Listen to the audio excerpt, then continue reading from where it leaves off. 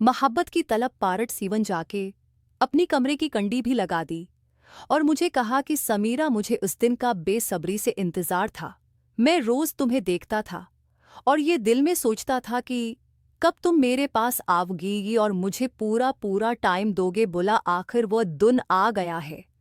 अब मैं बेड पर उठकर बैठ गई और मैंने अपना भरका इतार दिया और दुपट्टा पहन के बैठ गई तो वो 40 साला अंकल, जिनका नाम रमीज था, वो कह रहे थे कि समीरा, ये दुपट्टा मुझे दो। तो मैंने दुपट्टा उतार कर उनको दे दिया और उन्होंने एक साइड पे रख दिया। अब मैंने देखा कि वो बिल्कुल तैयार हो रहे थे। अब मैं उनको भी देख रही थी और दिल में डर भी रही थी और मैं ये सोच भी रही थी कि यार, मैं सिर्फ इस 10 साल की हूँ और ये 40 साल के हैं। ऐसा ना हो कि ये अपने जज्बात पर कंट्रोल न कर सकें और मेरी हालती बिगाड़ कर रख दें और मुझे कुछ हो ना जाए। मेरे चेहरे पर परेशानी देखकर रमीज अंकल मुझसे कहने लगे, समीरा क्या हुआ, तुम परेशान क्यों हो रही हो? रखो, मैं तुम्हारे लिए जूस बनाकर लाता हूँ।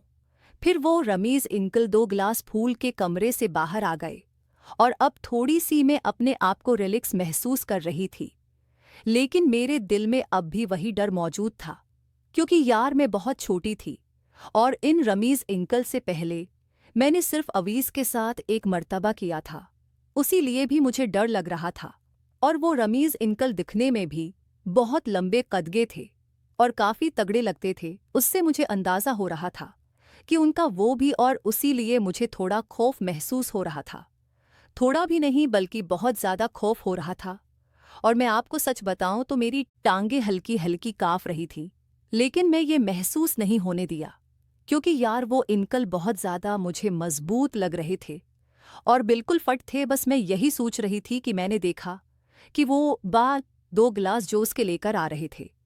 एक गिलास मुझे दिया और एक गिलास वो खुद लेकर बैठ गए और पीने लगे। मैंने पिया तो वो मंगो जूस था और मंगो जूस मुझे बहुत पसंद है। मैं इस जूस को मज़े से पीने लगी और एक ही झटके में सारा जूस पी गई।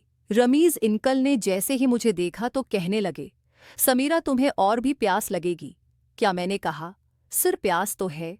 तो वो मुंह से कहने लगे, समीरा, तुम रखो, मैं तुम्हारे लिए एक और गिलास बनाकर लाता हूँ।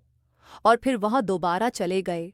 अब मैं थोड़ी सी रिलैक्स हो गई थी। अब मुझे डर महसूस नहीं हो रहा था, क्योंकि मैं काफ़ी डरी हुई थी। उनसे बातचीत भी हो रही थी, जिससे मैं अपने आप को रिलैक्स महसूस कर रही थी।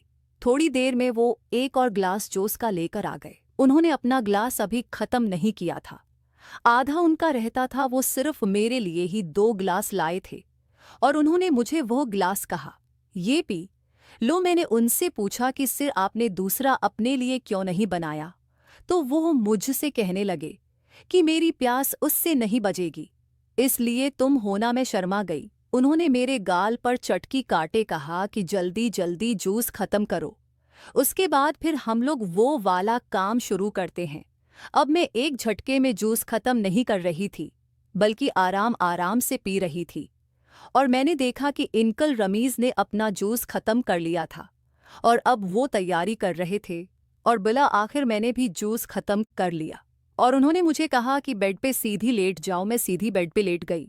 उन्होंने कहा कि समीरा, तुम ये सब कुछ उठा दो, और बिल्कुल हर चीज से। और मैंने आहिस्ता आहिस्ता सब कुछ उठाना शुरू कर दिया। अब उन्होंने अपना सब कुछ और मैंने भी अपना सब कुछ। वो बेड पे चढ़ रहे थे और मेरी दोनों टांगों को पकड़कर अचानक से दरवाजे की बेल बजी। एकदम वो भी डर गए और मैं भी डर गए। ये अचानक एकदम कौन आ गया है? फिर उन्होंने जल्दी जल्दी तैयारी की, मैंने भी तैयारी कर ली और मैं फौरन जल्दी जल्दी से रूम से बाहर निकल गई और किचन में काम करने लगी।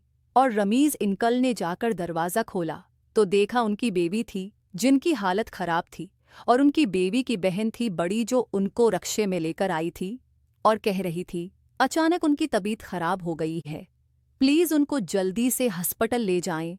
जैसे ही मैंने ये बातें सुनी तो मैं भागती ही हुई फौरन गई दरवाजे पर और मैंने देखा तो मेरी मालकन की तबीयत बिल्कुल खराब थी। ऐसे लग रहा था जैसे वो बेहोश हो गई हो। रमीज सर ने फौरन से रक्शे वाले को कहा कि चलो हॉस्पिटल, और मुझे कहा कि समीरा, तुम घर के काम करो जब तक हम लोग हॉस्पिटल से होकर आते हैं।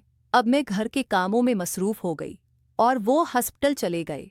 3 घंटे में काम करती थी और 3 घंटों में उनके सारे घर का काम मुकम्मल हो जाता था और तकरीबन 3 ही घंटे लगे थे। मैंने सारा काम खत्म ही कर लिया था कि दरवाजे की बेल बजी। मैंने जाकर दरवाज़ा खोला तो रमीज सिर थे और उनकी वाइफ थी जो रक्शे से उतर कर चलती हुई इंदर घर में दाखिल हो रही थी।